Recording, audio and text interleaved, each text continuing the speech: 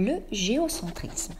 La discipline toute particulière qu'est l'astronomie inspira de nombreuses civilisations.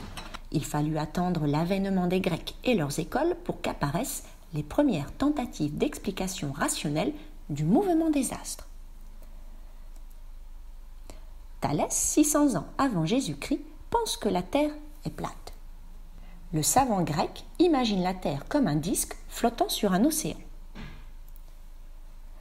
Platon, lui, pense que la Terre est sphérique. Il positionne la Terre au centre de l'univers. Les planètes tournent dans des sphères concentriques.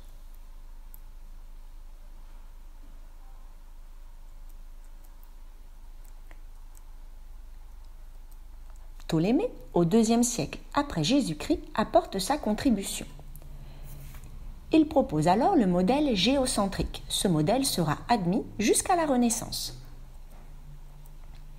Il part du principe que le cercle, figure parfaite et divine, est le fondement de l'univers.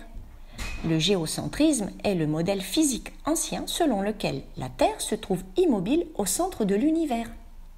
La Terre est ronde et immobile, les planètes orbitent sur des trajectoires circulaires. Mais comment expliquer que les planètes semblent faire des allers-retours sur leur trajectoire au fil des mois? Tu le sais, toi? Pourquoi? Comment expliquer la rétrogradation de Mars? Ce modèle géocentrique ne rend pas parfaitement compte des observations. Ptolémée introduit alors la théorie des épicycles. Les orbites des planètes forment des épicycles dont le centre est entraîné le long d'un cercle qu'il appelle déférent. Il doit par la suite améliorer cette théorie.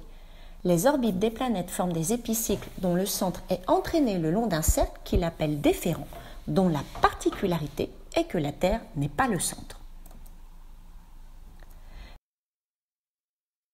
Tycho Brahe proposera par la suite un modèle hybride, c'est-à-dire un modèle intermédiaire entre le géocentrisme et l'héliocentrisme.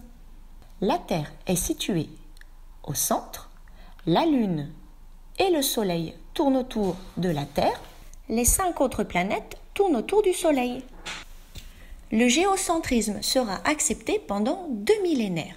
Il faudra attendre les travaux de Galilée et de Copernic et bien d'autres pour commencer à envisager le modèle héliocentrique.